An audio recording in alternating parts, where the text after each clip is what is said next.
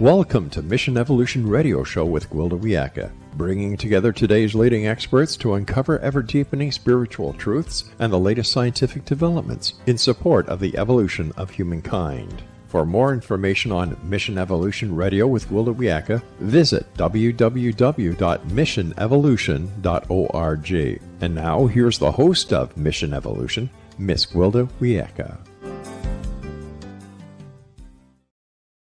Hello. Thanks for joining us on Mission Evolution. We're coming to you on X-Zone TV and Simul TV from our broadcast studios in St. Catharines, Ontario, Canada, bringing the latest evolutionary information from today's leading experts. This hour will explore sound as a gateway to healing and higher consciousness. For as long as humans could vocalize or bang two sticks together, sound has been a major influence in our lives. Rhythm and chanting have been used in healing rituals as a form of expression in worship and as gateways into altered states of consciousness throughout our entire history. Why? What's the ancient mysterious power of sound, and how can we employ it today? With us this hour to delve into sound and its many applications is David Gibson. David is the director of Globe Institute in San Francisco and online, offering state-approved certificate and degree programs in sound healing and therapy.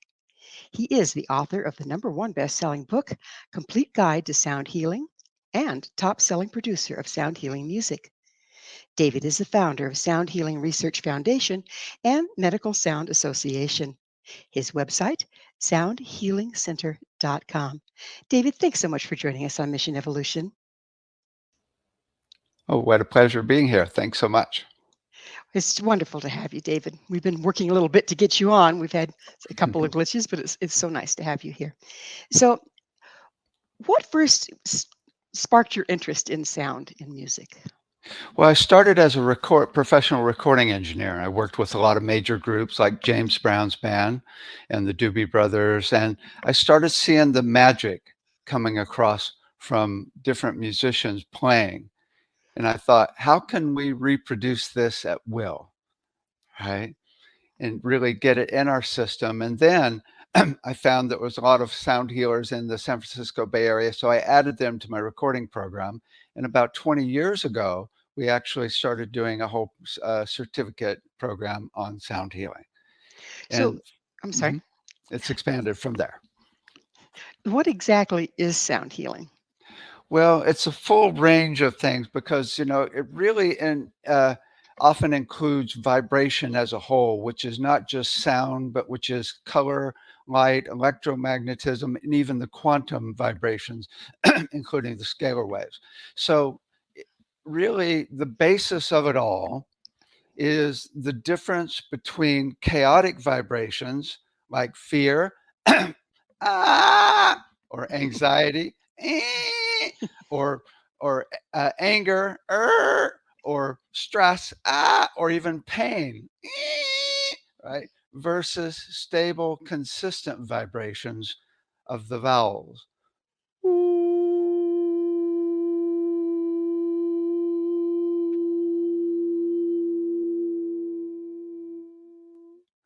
Everybody can feel the difference, right? The definition of peace is a frequency humming consistently. So it's all about using stable vibrations, which are the vowels or crystal bowls, Tibetan bowls, any drone instrument, an instrument that plays a long note, to create peace in the body, and in not only the body, but physically, mentally, emotionally, and spiritually. So, does this impact us just through our hearing, or does it impact us energetically as well? Oh, it's all energetics as well, because when you add an intention, or even just hold a specific energy while doing the sound, you're going to get that energy as well. So you can add it, and then when you get a combination of the energy and the sound together, it's even more powerful. So, how does drumming and rhythm fit in here? We were talking about tones and holding a nice, consistent tone, but drums and percussion have been used. How does that fit in? Yeah, it's all about stable, consistent rhythms, right? right? So it's still a vibration. It's just a slower vibration, much slower vibration. And but when you get into rhythm, there's a whole nother area that affects the body in a very detailed way that's really very well scientifically shown by using EEG. You can use an electroencephalogram on the brain and see that rhythms will entrain the brain within 15 seconds.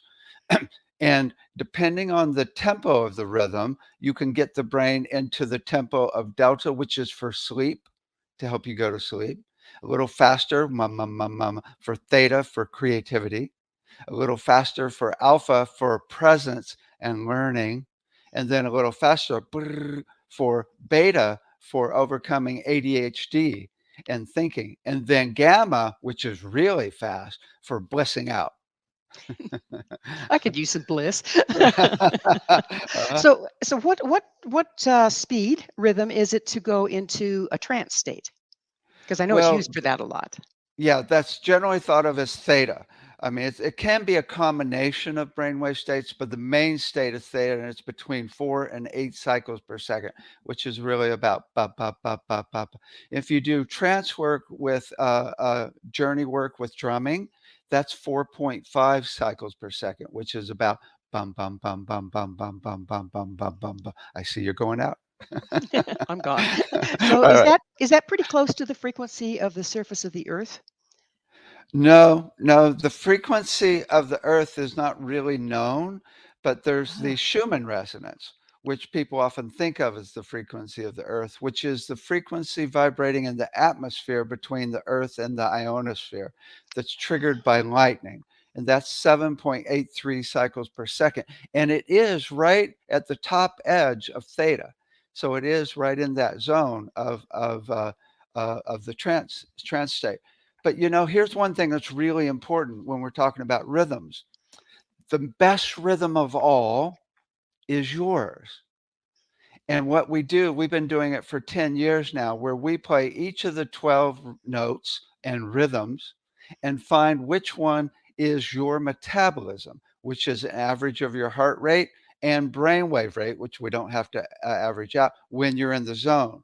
And when we tune that rhythm to your metabolism for delta, theta, alpha, beta, or gamma, it's really effective to get you into those states and to get you back to a stable, consistent, peaceful vibration, which overcomes anxiety, depression. We're using it. We've got a contract with the largest dementia company in Northern California, and we're seriously? using it for the dementia patients. We find their note and give them CDs tuned to their brain. It's really good for autism. It's good for PTSD, especially good for traumatic brain injuries. So that's one of the things I mean, there's no better frequency than yours. How do you discern that? Do you have to hook these people up to the all the wires in their head and measure their brain waves in order to find the brain to balance out? Ultimately, we're going to be doing that. But right now, what we're doing is we play each of the 12 rhythms. Wah, wah, wah, wah, wah, wah, wah, na, na, na, na, na, na, na, and then we watch. And I've been doing it for 10 years, so I got really good at it. I watch and see what your rhythm. You're a little faster rhythm. You're a little faster rhythm than me. It's interesting. When you see somebody, the first thing you see is how scattered or stable they are. A little too much coffee, right? Or spiritual leader, right? But the second thing we see is how fast somebody moves. Some people are just lopping along. They could be scattered or stable. And there's no judgment to metabolism. And some people can be really fast and scattered or stable. So we're looking at the speed at which you talk, at which you walk, at which you blink, I mean, everything. And so it's really easy. And even at the tempo at which you breathe, because we all breathe at a different tempo. And you can see that tempo, especially when you're on a sound table being vibrated with subwoofers that we use. Right? That We ought can to do it. do it. Yeah, yeah, yeah. So ultimately, we're now creating an EKG unit where you can hook it up to the finger, and within 5 minutes, it will tell you automatically your note and your rhythm, and then we can give you music tuned to that. Now you spoke of notes. You said a particular number. What are those? Oh, the actual numbers, like 4 to 8? No, you said there's 7 notes, or I can't remember how many you Oh, said. 12 notes. 12 12 notes. notes. There we go. Yeah, it's just the 12 notes of music, C to B, and all the sharps. Yeah. Okay. Now, I've got it. This is kind of a little bit off track, but it used to be that pianos and orchestras were tuned differently than they are today. Is that accurate? And what effect does that have on us listening to music? Yeah, there's a big thing about tuning it's called concert pitch, where they tune the frequency of the overall instrument or entire orchestra or group to a specific frequency. In ancient times, they were tuned to all over the place. Although in Egypt they tuned to 432. Right. And then they set a standard around 1935 to 440, and people thought that they were detuning everybody, but I don't really think that's true. 432 is a more auspicious frequency. It creates a beautiful mandala pattern in each water droplet. It's also uh, um, uh, uh, supposed to be the heart meridian frequency. There's a lot of things in nature that it's tied to, so it is better, but I don't think it's that big a deal. And I'm a kind of specialist in this area. It's cool to tune a little lower frequency, but there's other things called tuning systems, which are the frequency of each of the notes, not the overall, but each of the notes within the 12 notes, that is more important. And way more important is the energy and the quality of the music coming through. I mean, there's like hundreds of YouTube videos tuned to 432 that I would never want to listen to, right? And I've seen God on music tuned to 440, right? So it's not as big a deal. It's cool, but it's not as big a deal as people make it out to be. I don't think. So, if I'm hearing you right, it's the intention and the frame of mind or the state of the musician and the composition more than it is the notes that it's tuned to. Exactly, Yeah. exactly. Not only the intention, but how they manifest that in all the different aspects of the music, which is very complex. I mean, here's a good example because, I wrote the number one selling book in the world in audio recording and audio producing also, besides the main book in sound healing. Yeah, so what I'll do is I'll hold an intention like universal love, right? And I'll meditate on that intention, and then I'll notice the frequency of my breath while I'm meditating. And then I set my recording program tempo to that breath tempo. So I can stay in that intention the whole time with 100% focus. Because I figure if I'm going to do universal love, a song about universal love, I should really be in universal love nonstop, or so I'm fooling, right? Right. So by that process, you're actually tuning without having to have all the instrumentation, right? I mean, you don't have to have wire your head wired up or tuning your brave waves or anything else. By holding that frequency or that intention or that alignment with universal love, and then counting your breath, you become the instrument that you're measuring, don't you? Exactly.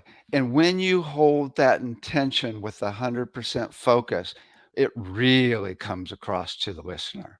They Mm, get it much stronger. Yeah. mm. Interesting, interesting. So, which brings us to mind, like the Doors, say for instance, the lead singer of the Doors, he was not in a good way. Okay. Right. Mostly he was just not in a good way. So that impacts the people that are listening as well. Yes. Yeah, yeah, absolutely, absolutely. It's interesting. Okay, so I saw God at a Pink Floyd concert. Right? It was incredible. I mean, it's a white light and everything. But those guys, I don't think hold that energy in their entire life. Just when they're performing. We're going to Right. have to take a commercial break here, but we will return shortly. So please don't go away.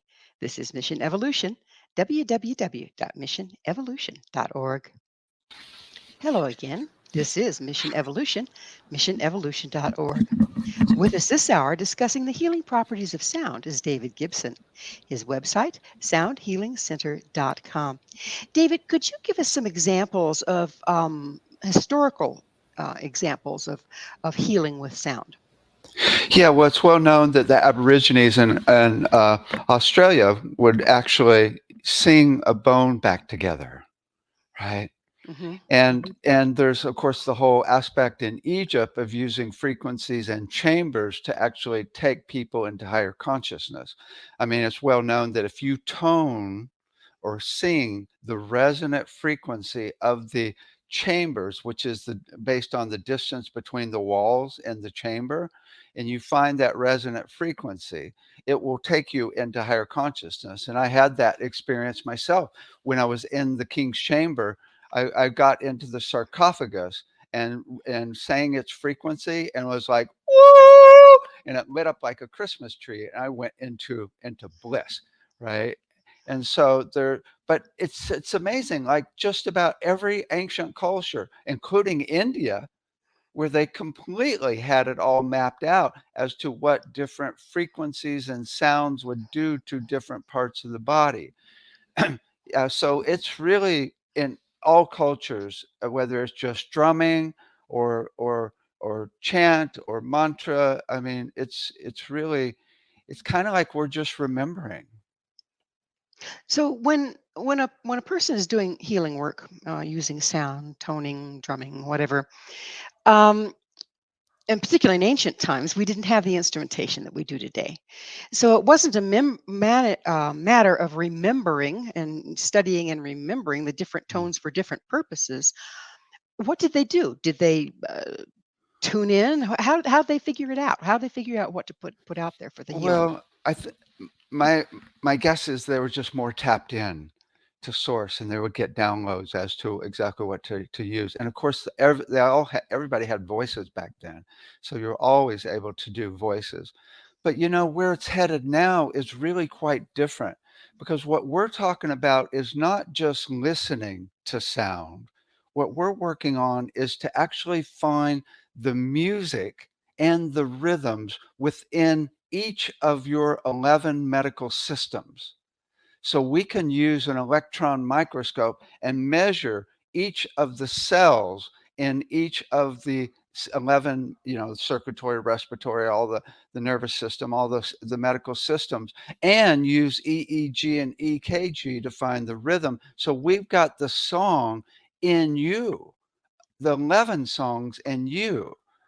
And So that's I'm sorry, this is per individual, right? Because we're all exactly, different. So exactly. the Yeah. optimum for one individual might be different than the next. Exactly. In our Okay. classes, we hand out 10,000 frequencies for organs and all different parts of the body, and nobody ever agrees with anybody on what those are.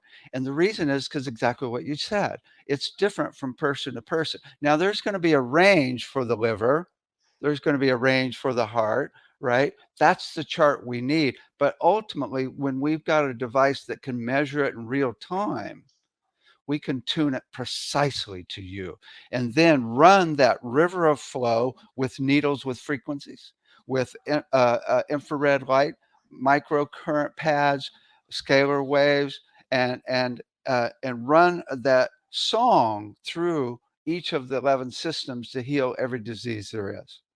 Now, by needles, do you mean acupuncture needles? Uh-huh, yes. Okay. So you can think of it this way: if in a meridian, if each acupuncture point is a frequency, which it is, when energy flows through a meridian, it's playing a song. Dum ba ba, right? So we're talking about finding that natural song that's already in you and running that frequency. So the needles with frequencies will go ba ba ba ba ba ba, right? And run that flow through. Okay. So if a person is being read to find that music for the specific person, what if they're very ill and out of balance? Are you reading the imbalance and amplifying that? How do you correct for that? No, no, you're not. You could possibly do that. I mean, there's what you do is you do a frequency sweep and you measure when the actual cell goes into coherence.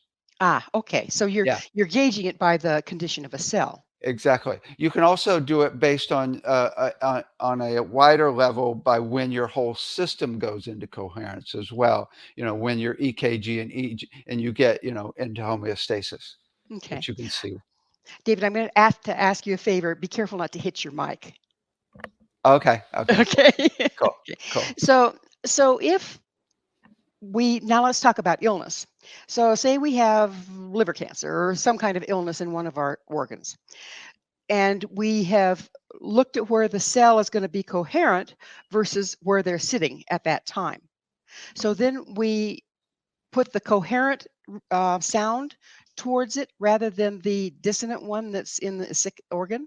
Well, actually, you can go both ways. Now, with cancer, you could totally uh, zone in and find the actual harmonic content of a cancer cell, and then turn the volume up and explode those cancer cells 100% of the time.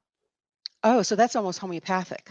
Yeah, what's like it's actually physics. It's called destructive resonance. And it's exactly the same thing we do with ultrasound on kidney stones, right? We're Okay. finding the frequency of the kidney stone, turning the volume up, and kablooey.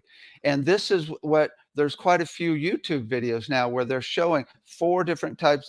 Anthony Holland shows 4 different types of cancer being exploded with 4 different frequencies. There's another guy from Israel where they're using ultrasound, getting rid of cancer in 15 minutes, and people drive home afterwards. I mean, we're about to go through a major transition in our medical system where we're not even going to have chemo or radiation anymore. I mean, it's really, so you can go the find what's wrong and explode it, or you can find what's right and resonate it into harmony. So what kind of experiments have there been? What kind of studies are there that backs this up? Well, the one study that Anthony Holland did is very detailed, and it was a very definite, clear clinical study. There's a lot to be done, as to the actual figure. That's why we set up our Medical Sound Association. We have now over 700 doctors and sound therapists working to figure out how the whole system works, and then to really pin down what studies will help people the most, because often we do studies and they don't really tell us that much. No. So the gentleman you mentioned, Anthony, is that right? Yeah, Anthony Holland. What is his background? What's his education? He's actually a music educator, but he did clinical research in the lab with the cancer cells. Okay. Did he have any medical people Yeah. on the staff there? Oh, totally. And it was totally essayed by the people that check out different research studies. So who were those doctors? Oh, I don't know. Okay. know. And when was the study done? About 5 years ago. Oh, okay. Yeah. Okay. Have there On been my any? Yeah, on my site, we have over 500 clinical studies on sound and music therapy at the Sound Healing Research Foundation.org. And so you can access those and search them really easily. So there's still a lot of research to be done. But the tricky part is, and that's what we're trying to figure out, is exactly what research will advance and help the most people.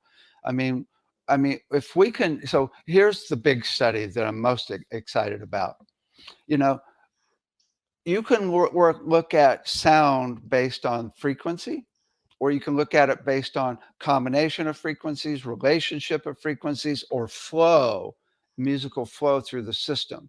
So what we're looking at is actually measuring all 70 trillion cells and mapping out the musical, it'll take a little while, and with artificial intelligence, map out the musical interval relationship of all 70 trillion cells to see the template of perfection for the human body.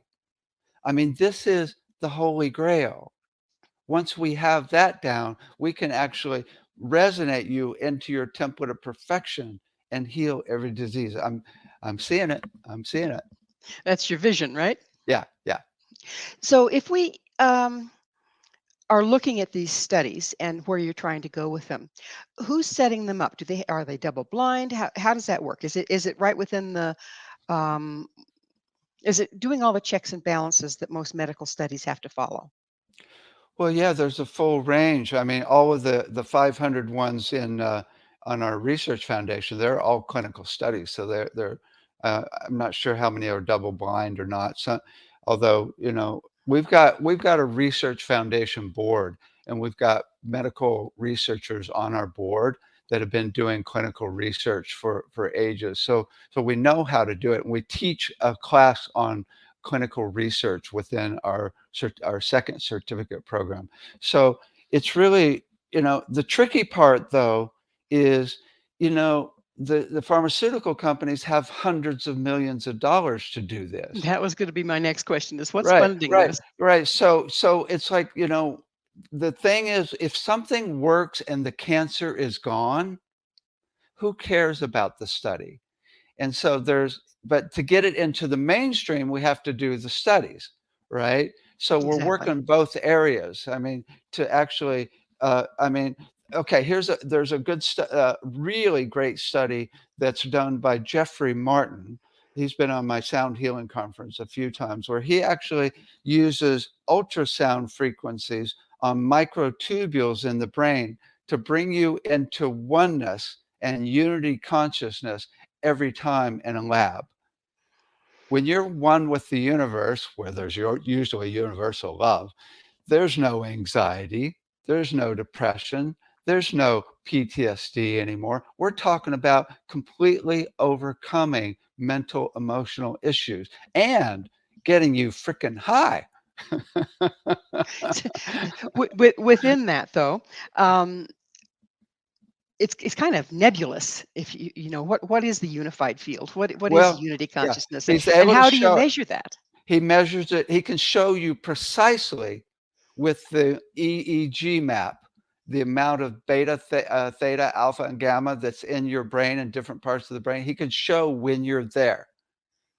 And he's Okay. actually mapped out all the ancient spiritual traditions to these different brainwave states. And there's different levels of this higher consciousness. It's really cool. It's kind of like science finally meeting spirituality. Well, that's been on a collision course for a while, hasn't it? Yeah, and we're finally getting there. Yeah, thank goodness. I hope that it works beautifully. I mean, it sounds like science fiction. It's kind of hard to wrap your head around and to envision. We've seen it on Star Trek. You Yeah, run the little scanner. right, You right. know, It's amazing. He's so effective that he's actually teaching classes on how to integrate oneness into your daily life. Because if you're one with the universe, why get out of bed? Why go to work? Right? yeah, you might as well just stay in bed and stay as one. Right, Now, right. we're just about out of time in this segment, but isn't this a moving target? Because the frequency around us, the frequency in nature, everything seems to be changing. Particularly right now, it seems accelerated. So, are you able to keep up with this in what you're doing? It's not changing. You must be referring to the info about the Schumann resonance. There's been some reports that it's been changing and going up. And I called Roland McCready who actually measures it in 6 places around the world. And he says absolutely has not changed. It has not gone up at all. In fact, it's actually gone down a tiny bit. So it's not really, it's pretty stable, and all the nature sounds, which are mostly white noise, are really stable, which is really good at getting rid of repeating thoughts and trauma in our brain. White noise breaks that up, which is like rain and ocean sounds and river sounds. So nature and the earth are pretty stable, really. Well, that's good to know because otherwise have a moving target, wouldn't you? Yeah, yeah. Yeah. Well, if we were going into higher consciousness with our nature, yeah, it could be a little stressful, but once you get there, it's a blast. Well, it is just about that magic moment. When we get on the other side, we're going to go a little deeper into how do we find these rhythms? How do we bring this to the pavement, if you will? David and I will be right back to continue our discussion. So stay right there. This is Mission Evolution, www.missionevolution.org. Hi there. This is Mission Evolution, missionevolution.org. Our guest this hour is David Gibson. His website, soundhealingcenter.com. David, what about, we think we're talking about, introducing the frequencies, the sounds that would support the balance of the human being. Within that, we're exposed to a lot of things that may or may not support us, like microwaves, radio waves, radiation, that sort of thing. How does that play in here? Well, it is. It's really kind of the biggest problem, and that's chaotic vibrations, right? So there's a law of, I was a physics major at UC Berkeley, and the most basic law of physics around sound and vibration is a strong vibration will overcome a weaker and entrain the weaker into the stronger. If you hold any type of strong, stable vibration, it can overcome and will overcome any of these other chaotic vibrations. And the easiest of all is just any vowel. It's also free, right? So by strong, we're not talking about volume. Well, it can be strong volume or stable, like even the Schumann resonance, which is vibrating in the atmosphere triggered by lightning. It's not very strong at all, but it's there all the time. Same with electricity in the walls. It's not very strong, but we are totally entrained into this frequency. They did a study where they found that 70% of the people said 60 cycles per second is the coolest frequency. Well, that's the frequency in our walls. And when they tested it in Europe, 70% of the people said 50 cycles per second. So it's not loud, it's consistent, and that makes it more powerful. But did they say that that's the one that their happy place because it's familiar? I mean, it's what we're exposed to all the time. Does that necessarily mean it's not harmful? Well, it's it actually isn't harmful if it were stable. The problem with electricity is it's like this all day long, right? If it were stable, just humming, it would be much better. And you can actually use a capacitor and put it on the entrance of the electricity into your building, and it will clean it up and it changes your life. I've heard of that. I've never experienced it, but I've certainly Mhm. heard of that. I think there's a lot out there that we take for granted that isn't necessarily good for us.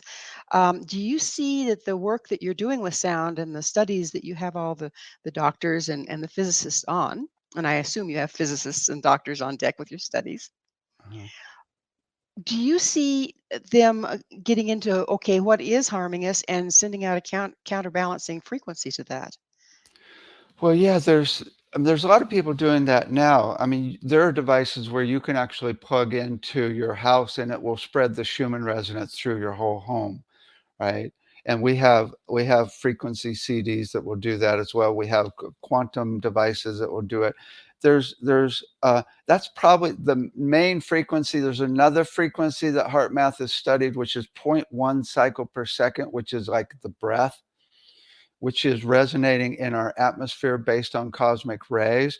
So to get us back to, so you can really get us back to the archetypal frequencies of the Schumann or the zero point 0.1 cycle per second, or we can have devices that get us back to us. And once we're really resonating in our own vibration of you, then you're not going to be affected. But really, there's one other aspect, though, that's even deeper. I mean, we're kind of been talking about physical the most of the time. I mean, really, you could get rid of cancer with frequencies. You could get rid of all types of physical issues, but if you don't resolve the emotional issues, it's going to come back.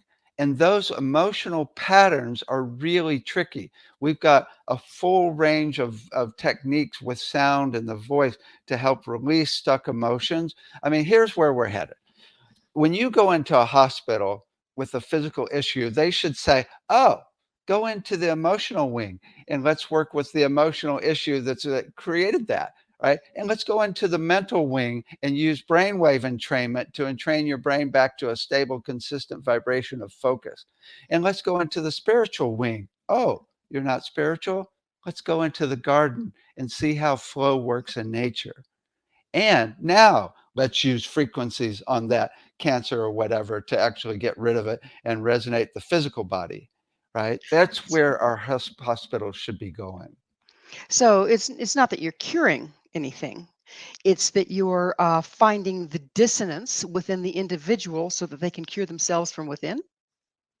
Well, that's the safe way to say it, but technically what we're talking about is actually curing, right? And getting back to your template of perfection physically, where everything is humming at the frequency it's meant to hum at, no higher, no lower. Emotionally, so you're stable, consistent, more running, you're on a roller coaster of gratitude, compassion, love, and joy, right? And the frequency of your soul, ultimately where you are connected to your soul frequency, and it is the main frequency that is guiding your whole system. And the best of all is connected to source, which I see as all frequencies.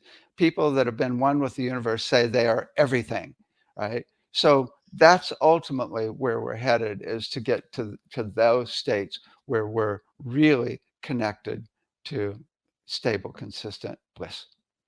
So, what is your soul? We're resonating with something here that's kind of ethereal, not really understood. And we're talking about unity and the soul. What are those things? Well, of course, the soul does not exist in science. There's no way to prove the soul, but everything is frequency.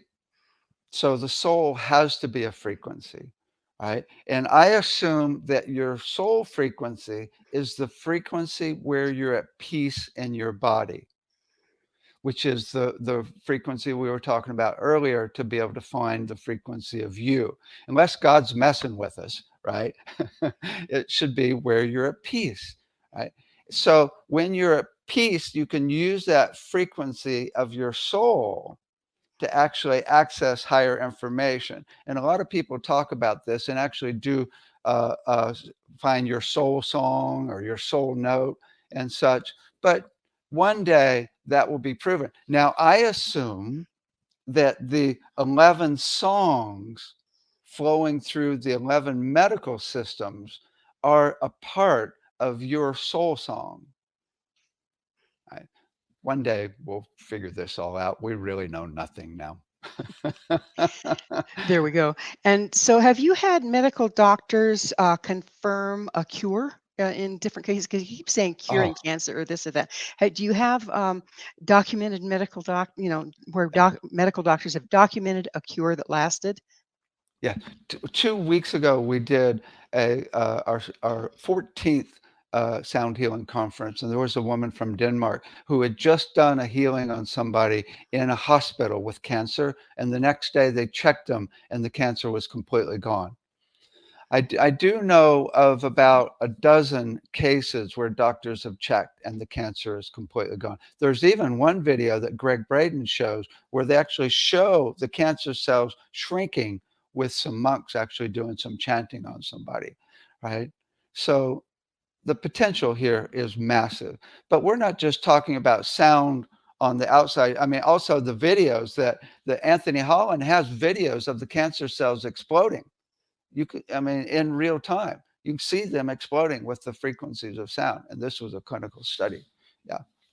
So, while that's going on, however, there's no guarantee that you've corrected the other issues and it won't recreate itself from the system.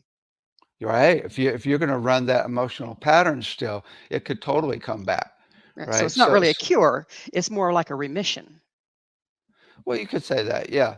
Yeah. I mean, if it never comes back, I mean, maybe because you've got, that you've had that teacher of the cancer, your emotional system changes, which often happens because it's such a beautiful teacher, right? But really, it's really the emotional work. The medical intuitives, people that can see inside the body, most of them say that disease is 90% emotional issues. It's really rare. In fact, the physical toxins wouldn't get in if you didn't have an emotional opening. And it's really about chaotic emotions like fear, it's really about, and it's just simply changing those. I mean, we have a program for kids. We got $100,000 grant to bring our entire curriculum into 2 Montessori schools. And we've got 2,500 exercises. We've been doing classes for kids, and we're teaching them how to transition from a chaotic emotion to a beautiful emotion. And the 3 to 6 year olds totally are getting it down. I said, teach your parents. Teach your parents how to do that, because most people can't change their emotion at will. So, And so it's, David, do you use breath work and things that we've used historically to achieve that? oh, yeah. Yeah. When you work with the breath at the same time, there's so many different techniques, but you can totally work with the breath. You can think of the breath as a really low frequency. It's by zero 0.1 cycle per second. So it's really low, which is really powerful when you get that stable, consistent breath, but tuned to you. A lot of people say, okay, 10 in, 10 out. No, no, it's not bad. But breathe in and out at the tempo that feels right to you. That's the best. So, isn't that then aligning it with place, time, situation? So, the breath, the speed of the breath can be like an antidote if you're allowing it to counteract what's going on versus trying to count it in and count it out. Yeah, I mean, it's all good if you focus on, something other than the chaos. Basically, we're talking about getting back to a stable, consistent vibration, whether it be the breath, your body, your point of awareness, which is that camera or witness that's watching everything that never moves, is perfectly still. Or you resonate with the energy of universe. I am universal love, right? Or I am a soul that never wobbles. When you resonate with something that's still, instead of the emotions that are going up and down, the chaos in the world, anything that's going on, you identify with stable, consistent of you. Then that overcomes that chaos. Right? So, if you're aligning with stable, consistent you and bringing yourself back into balance that way, then is there a way that you can evolve that to reach higher planes of consciousness? So is it better to come into a stable state with yourself before you try to move elsewhere? Well, you can. There's different routes. I mean, the if you want to access higher states of consciousness, I've been looking at it and talking to people in conferences for years now. Stillness is the best. Peace and going to a place of peace and stillness throughout the day, even if it's for 5 minutes at a time, is really the deal. That's when higher beings contact you. It's also when things start opening up. When you're at peace, your immune system works the best. All organs go into alignment based on the research of Jeffrey Thompson. It's also where you're Let's the back most up a little creative. bit. Who is Jeffrey Thompson and Oh, what was Jeffrey his is one of the background? top, he's the top researcher in sound healing in the field. He's done tons of clinical research based around brainwave entrainment. Right? And his background is Well, he's been doing sound healing clinical research for 40 years. okay, So so he's doing a researcher in sound healing, but he's not necessarily a doctor or a psychiatrist or anything well, like he that. he started as a chiropractor, actually. Okay. Yeah. Hmm. But Okay. he's done the research in Scripps Hospital with doctors is where he's done it. But also when you're at peace, it's a portal to other dimensions where you're one with the universe, right? So it's all about going to a place of peace, and then you can simply ask for help, right? You- Well, we're going to have to talk about asking for help on the other side of a station break. Please stay with us as David and I will continue to explore sound as an evolutionary tool. This is Mission Evolution, www.missionevolution.org. Welcome back. This is Mission Evolution, missionevolution.org. This hour, our expert guest is David Gibson. His website, soundhealingcenter.com. David, let's get into something kind of specific. One of the major things that are taking people out is heart disease and heart Mhm. attacks and that sort of thing. So, how does this impact? How do you see this as impacting heart issues? Yeah, it's interesting. We've got over 30 detailed treatment plans that we put together from all of our 700 Medical Sound Association doctors and sound therapists, and we did a whole meeting on heart disease. It's interesting. There are very specific frequencies that we have and people have come up with for the heart, But it's one of the most obvious things is if someone's got heart disease, they need to run love. I mean, goodness gracious. I mean, I would bet, who knows this scientifically, but I would bet, and I bet you I'm right, is that at least 75% of people with heart disease could use more love and it would help. So to really be able to just be able to send love to your own heart like this,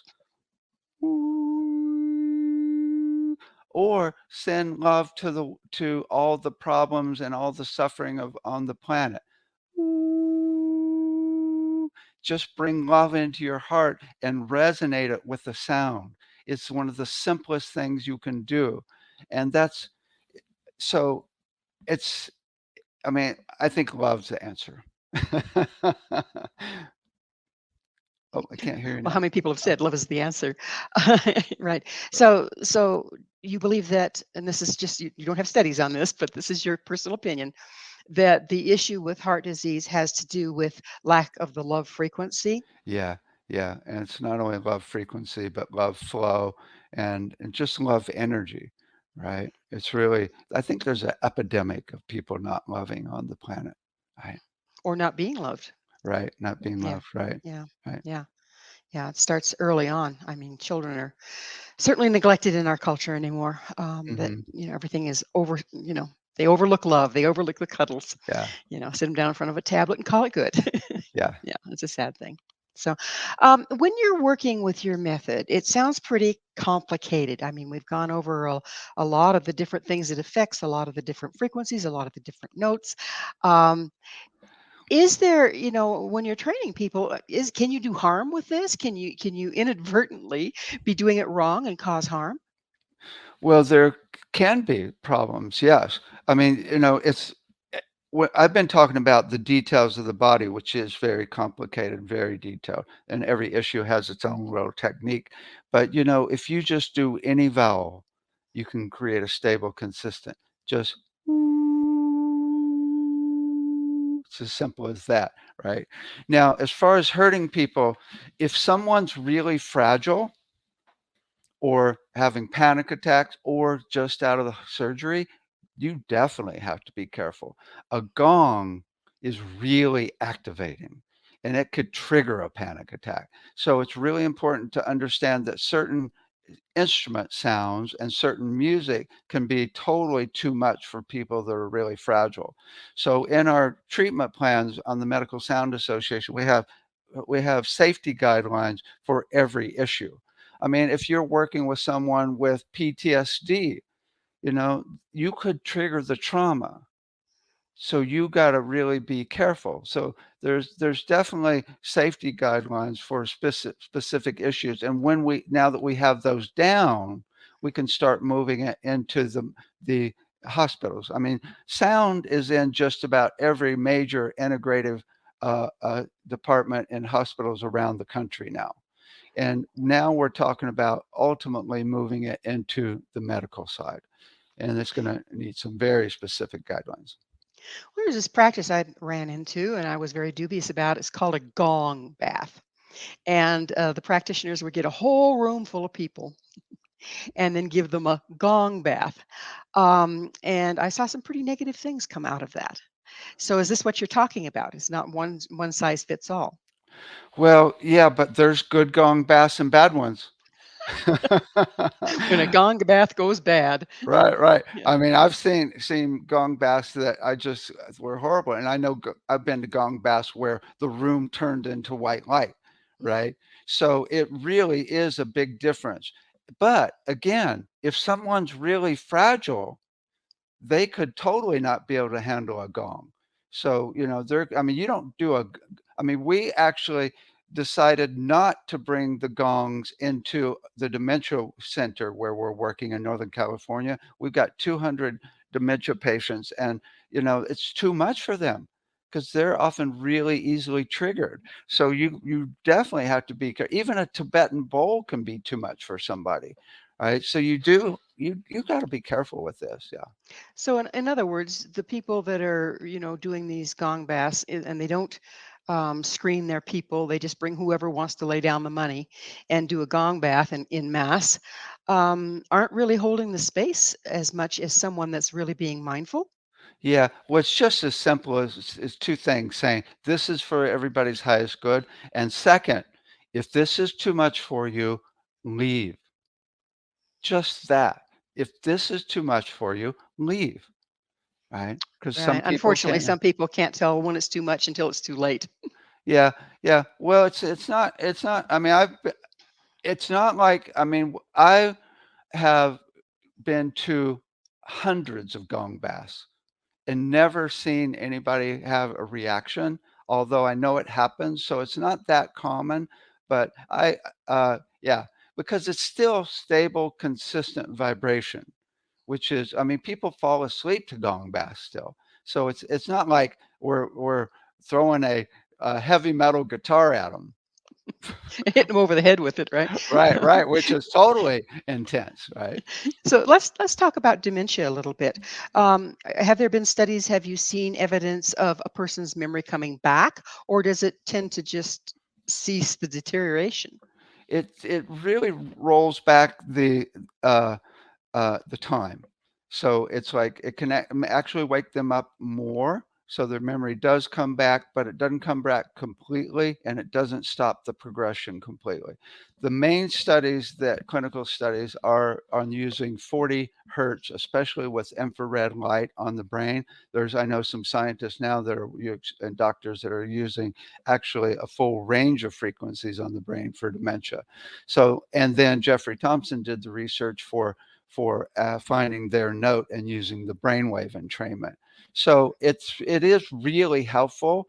I mean, there's a couple of stories in the dementia center. We had this one woman. We're asking them, if you like any of the 12 instruments we have, give us a thumb up or thumb. And she's like, yes, right. And I like this. And I said, you want to play it? This little like thumb piano? And she goes, yes. And she starts playing it.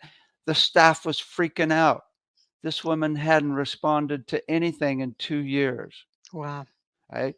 And then this other guy there, he had horrible tremors, and I'm playing this little xylophone, and he goes, "Second note."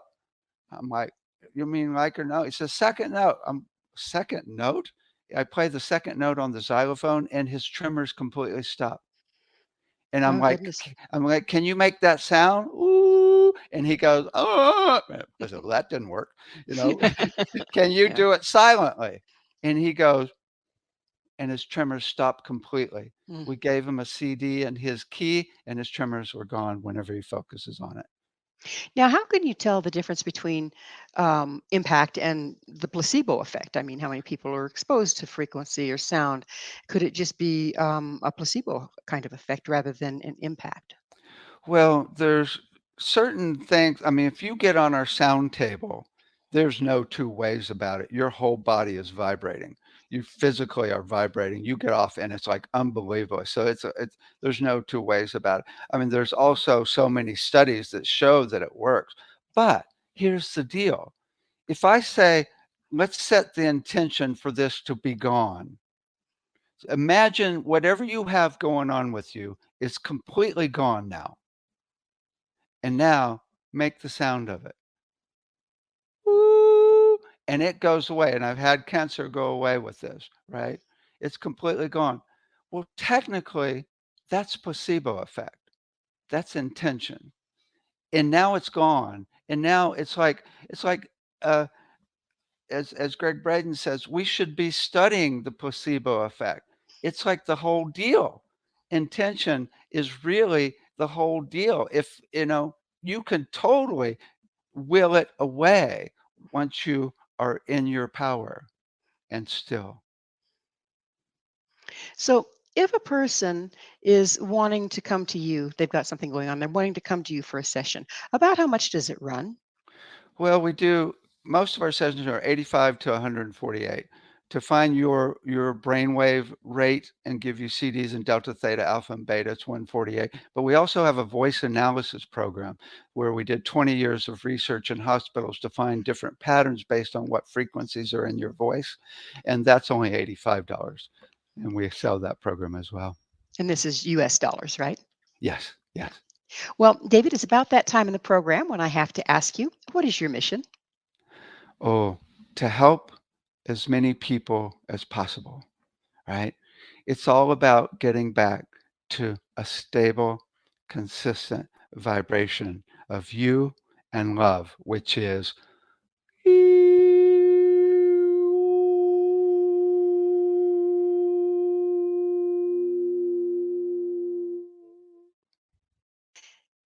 And David, how do you see this as changing the world? well, there's two levels. One is higher consciousness and getting people into, more gratitude, compassion, love, the frequency of their soul and connection to source.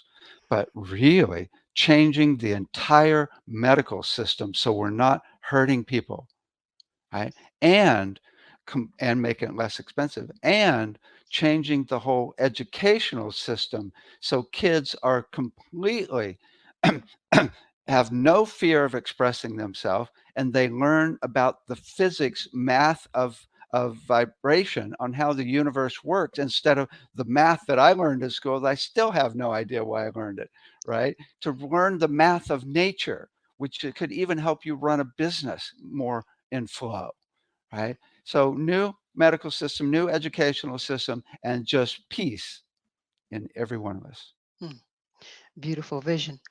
Now, given the studies you're doing, how far would you say you are from going mainstream with this? Or even getting, gosh forbid, insurance companies to get on deck? Well, it's really all about just doing the medical studies and getting um, approval from the FDA approval. I mean, it's not that big a deal really. And there's already people doing it. I know someone that's entered, it's already got FDA approval for a focused MRI that will get rid of cancer in 15 minutes and with no side effects. I mean, they're already selling it to hospitals, so it's already happening. And so it's really, we are right on the threshold of having all the funding we need, and it could actually even happen within 2 weeks now. So people are seeing the potential for this big time. And so I had this one guy called me up last year, and he goes, my guides told me to call Dave Gibson. I said, I love San Francisco area. Right. And I said, what do they want? And he said, well, they say sound is going to be brought into the mainstream in hospitals in 10 years.